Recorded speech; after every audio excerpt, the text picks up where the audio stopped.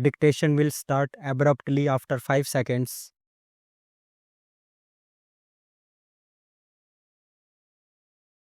I do not think that any government has been able to devise a leak proof system of taxation.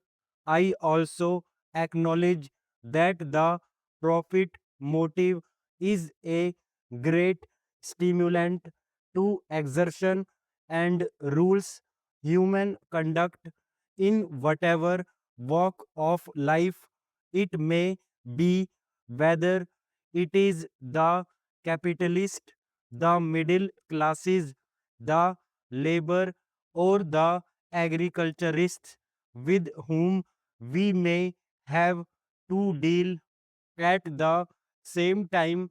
Transcending everything must be a high sense of civic consciousness and national duty. What would riches avail those who have hoarded wealth if the economic problems of the country remain unsolved and lead to chaos? Nor would it help government at all to devise measures which do not bring out all these hoards for utilization in economic undertakings. After all, we have to realize that the longer these hoards are kept where they are, the less chance there is of their yielding any return to the owner, and the more distant the prospect for the government to utilize them in stimulating trade and industry. The problem, therefore, is not merely ethical but also economical.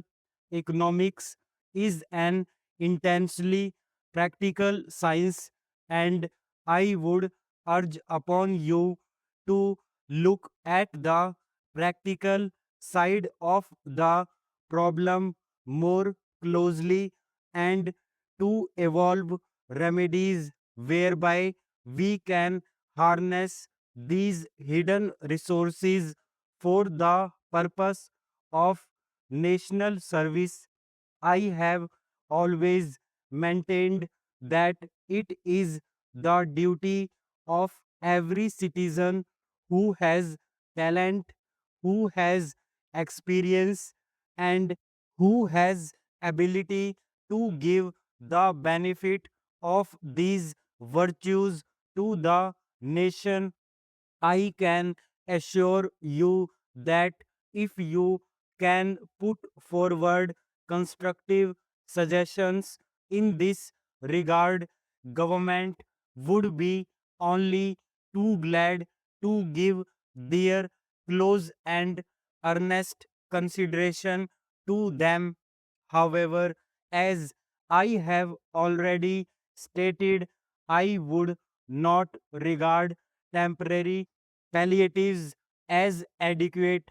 They may only succeed in postponing what would, if we do not take action in time, be inevitable.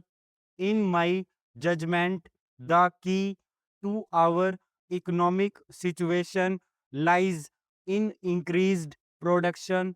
The problem of increasing production has to be looked at in two ways. It means a greater utilization of our industrial capacity at present. It also means that we must not be content with merely utilizing what we have, but must explore fresh woods and pastures new. For the expansion of our industrial effort, we must obviously have more capital and investments in the economy. Increased production would enable us not only to meet the demands of the consumers but also to substantially cut down our imports, thereby saving valuable foreign exchange for other more pressing needs, chief of which would be the import of capital goods which we would require for old or new industrial undertakings.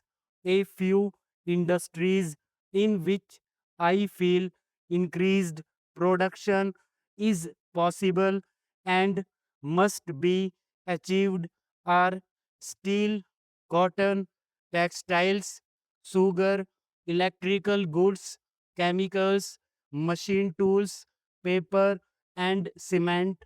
The question is largely one of securing sufficient capital and capital goods and the necessary foreign exchange in laying out our program.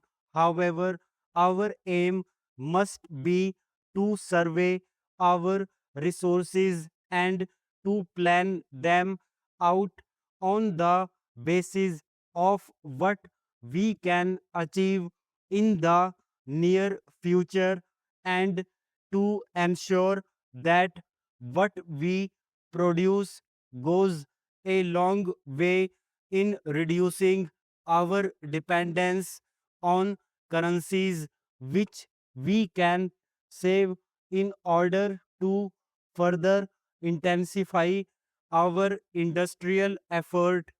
The ultimate object of all these efforts must be to attain that industrial efficiency and self sufficiency by geometrical progression, which would increase general prosperity and thereby secure a higher standard of living for the common man. On the basis of this ultimate objective, you can devise a plan for what is immediately or in the near future practicable. Government, industrialists, and labor could then participate in a great national effort for recovery and reconstruction. I should now like to say a word to labor. No one realizes more keenly than myself what an important and decisive part labor can play in our great industrial effort. I know the difficulties that confront both labor and labor leaders. At the same time, I also realize the gravity of the crisis which faces us today.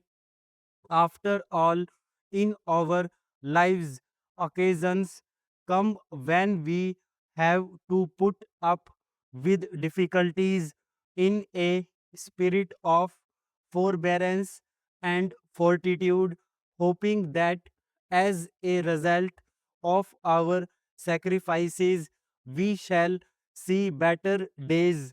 The foundations of prosperity are often laid on self denial. Today, when the nation demands sacrifices all round, let labor also make sacrifices and help others to do so. Let it be to labor's credit that it has taken the lead and shown the way. If others do not follow, the nation will know how to deal with them. Let them trust the judgment of the nation and those to whom has fallen the duty of leading the nation through the present crisis. I can claim longer association with organized labor than probably many labor leaders today. I served my apprenticeship under that great leader of men and that great friend of labor, Mahatma Gandhi.